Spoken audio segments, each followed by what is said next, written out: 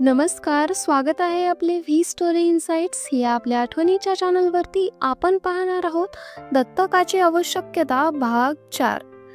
दत्तक घेण्यास व्यवहाररित्या कोणत्याही तऱ्हेची आवश्यकता नाही असे जरी मानले, तथापि त्यावर आणखी एक असा अपेक्ष निघणार आहे की ज्या अर्थी प्रत्येक मनुष्यास आपल्या संपादिलेल्या धनाचा वाटेल तसा उपभोग घेण्याचा पूर्ण अधिकार आहे व तो ते वाटेल त्यास देऊ शकेल. त्या अर्थी त्या मनुष्याने दत्तक घेतला असे मानण्यापेक्षा त्याने आपली इस्टेट आपणास वाटेल त्यास दिली असे मानावे. म्हणजे दत्तकाची आवश्यकता आहे की नाही हा प्रश्न मुळीच निष्पन्न होत नाही.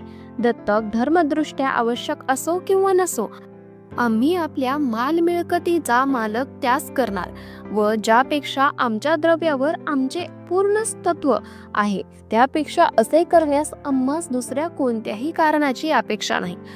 वरील आक्षेपास उत्तर देण्यापूर्वी त्यातील प्राधान्य सिद्धांताची म्हणजे आपण संपादिलेल्या द्रव्याची हवी तशी विल्हेवाट करण्याचा प्रत्येक मनुष्यास अधिकार आहे या वाक्याची थोडी विशेष फोड करणे जरूर आहे. अधिकार किंवा हक्क हे शब्द जरा संदिग्ध असल्यामुळे त्याचा दुहेरी उपयोग होऊन वाक्यात उत्पन्न झालेली संदिग्धता एकदम लक्षात येत नाही. एखादी गोष्ट करण्याचा आपणास अधिकार आहे असे म्हटले म्हणजे प्रथमतः अशी कल्पना मनात येते की आपण ती गोष्ट करू लागल्यास कायदेशीर रीतीने आपणास कोणाच्यानेही अटकाव करवणार नाही व ही कल्पना मनात आली म्हणजे सहजच त्याबरोबर दुसरीही अशी कल्पना मनात येते की जर ही गोष्ट करण्यास कायदेशीर हरकत नाही तर मग दुसरी कोणतीही हरकत राहिली नसून ती गोष्ट करणे आपल्या खुशीवर आहे व त्या संबंधाने आपणास कोणी काही बोलू नये.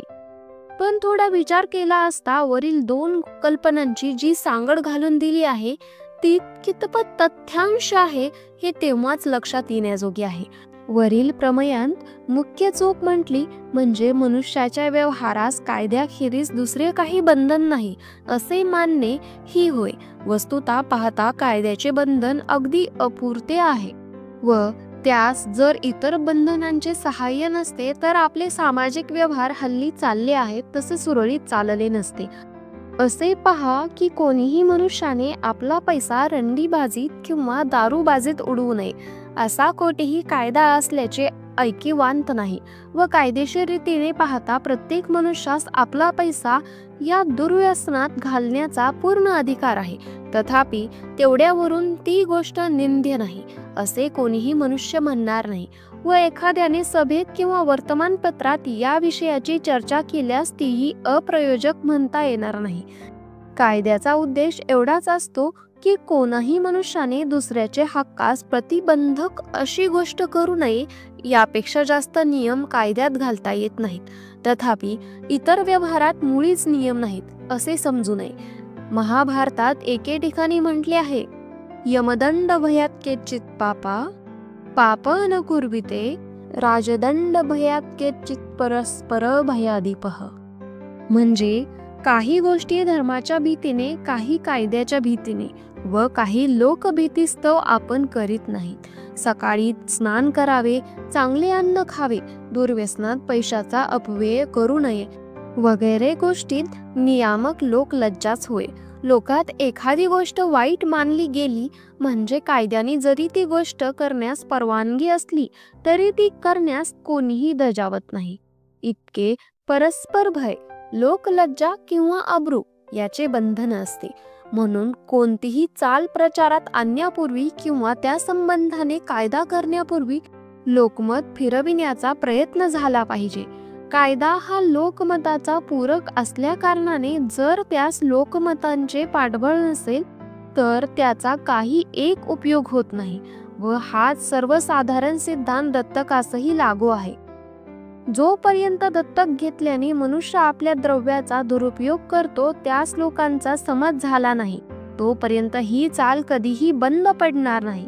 कायदेशीर रीतीने मनुष्यास आपले द्रव्य कोणासही देण्याचा अधिकार असो, तथापि जर तो मनुष्य आपल्या द्रव्याचा दुरुपयोग करीत परस्पर भयाने असा प्रकार बंद करण्याचा लोकात पूर्ण अधिकार आहे व तो अधिकार दारूबाजी, रंडीबाजी वगैरे गोष्टीत आपण प्रत्यही बजावित आहोत कायद्याच्या दृष्टीने पाहिले तर कोणाही मनुष्यास आपले द्रव्य समुद्रात टाकण्यास काही प्रत्यवाय नाही.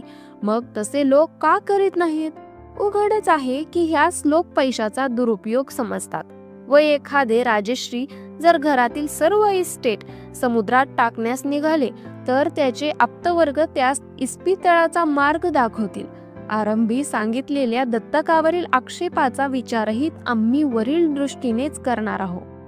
म्हणजे जरी प्रत्येक मनुष्यास आपली इस्टेट हवी त्यास देण्याचा अधिकार असला तरी मरते समयी दत्तक घेऊन त्यास आपली इस्टेट दिल्याने त्याचा पैशाचा दुरुपयोग होतो की नाही, होत असल्यास जरी कायदेशीर अधिकार असला तरी इतर पुष्कळ दुर्व्यसनाप्रमाणेच ही चाल टाकाऊ मानली पाहिजे.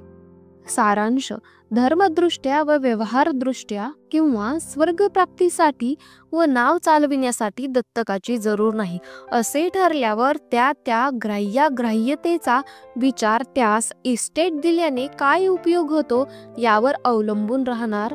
करिता तो उपयोग कितपत होतो ते पाहू.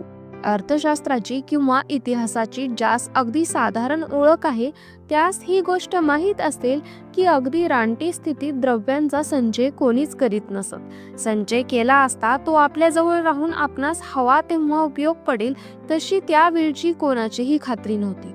पुढे जसजशी लोक स्थितीत सुधारून गाव, शहरे, देश वगैरे व्यवस्था होऊ लागली तसा प्रत्येक मनुष्याचा स्वकष्टार्जित द्रव्यावरील हक्क लोकांनी कबूल केला व तेव्हापासून संचय करण्याची इच्छा बळावत चालली. द्रव्य संचयाचा वरील गोष्टीशी इतका निकट संबंध आहे की ज्या देशात माल मिळकतीचे संरक्षण करण्याचे कायदे जरी अंमलात आहेत तेथे ती इच्छा अगदी कळसास गेली आहे. आपल्या जन्मापासून आपल्या दुसऱ्या सामाजिक स्थितीचा अनुभव नसल्यामुळे सामाजिक नियमामुळे आपणास द्रव्य संचय करता येतो ही गोष्ट आपल्या सहज लक्षात येत नाही. तथापि विचारांती ही खरी आहे असे लक्षात आल्याखेरीज राहणार नाही. चोरी, लबाडी वगैरे अपराध जर लोकमताने शिक्षेस पात्र नसते तर हल्लीप्रमाणे द्रव्य संचय करण्याची कोणी खटपट केली असती काय? नाही. मग समाजाच्या मदतीखेरीज जर आपणास द्रव्य संचय करता आला नसता तर समाजाचा त्या द्रव्यावर काहीच हक्क असू नये का? द्रव्य संचय हे सुख प्राप्तीचे एक साधन आहे. एरवी त्या स्वतः काही किंमत नाही हे मनात आणले असता विनाकारण द्रव्य संचयाचा दुरुपयोग परस्पर भयाने बंद करण्याचा हक्क समाजास नाही असे कसे म्हणता येणार? द्रव्य संचय करण्यास ज्या अर्थी समाज नियम कारण आहेत त्या अर्थी कोणीही द्रव्य संचय केला तरी त्याचा व्यय चांगल्या कामाकडे करणे हे त्याचे कर्तव्य आहे. ज्यास आपण जन्म दिला व ज्यास लहानपणापासून एका विशेष गृहस्थितीत राहण्याची सवय लावून दिली त्यास मरतेवेळी आपली इस्टेट देऊन त्या स्थितीत त्यास राहता येण्याची सोय करून देणे हे आपले कर्तव्य आहे. तथापि आपणास पुत्र नसता व आपण कोणाचे काही लागत नसता अगदी मरतेवेळी आपली सर्व इस्टेट धर्माची व व्यवहारांची काही एक नड नसता ज्या मनुष्यास ती मिळण्याची आशा नाही अशा मनुष्यास देण्याने ज्या समाजाचे योगाने आपणास द्रव्य संचय करता आला त्यांचे आपण काहीच नुकसान करीत नाही काय? स्वकष्टार्जित द्रव्याचा जन्मभर यथास्थित उपयोग करून घेतल्यावर मरण समयी विनाकारण समाजापैकी एकाच मनुष्यास ते देण्याचा आपणास कोठून अधिकार आला? आपल्या पाठीमागे आपल्या द्रव्यावर कोणाचाच विशेष हक्क नसल्यास द्रव्याने साध्य जी सुखप्राप्ती ती जितकी जास्त होईल तितकी आपणास केली पाहिजे. आपणाजवळ पुष्कळ द्रव्य असल्यास तितके सगळे पुत्रास द्यावे की नाही याचाही विचारच आहे. तथापि ते तूर्त बाजूस ठेवले तरी दत्तक घेऊन त्यास आपली इस्टेट देण्यास उपयुक्ततेच्या धर्मांच्या किंवा व्यवहाराच्या दृष्टीने काहीच प्रमाण सापडत नाही. ज्या लोकात दत्तकाचा प्रघात नाही त्यात अशी काय व्यवस्था करीतात वगैरे गोष्टी आज सांगावयाच्या होत्या परंतु लेख लांबल्यामुळे त्या पुढील खेपावर सोपवितो. दत्तकाची आवश्यकता हा पुढील लेख पाहण्यासाठी आणि असेच अनेक व्हिडिओ पाहण्यासाठी व्ही स्टोरी इनसाइट्स हे चॅनल लाईक, शेअर, सबस्क्राईब नक्की करा. धन्यवाद.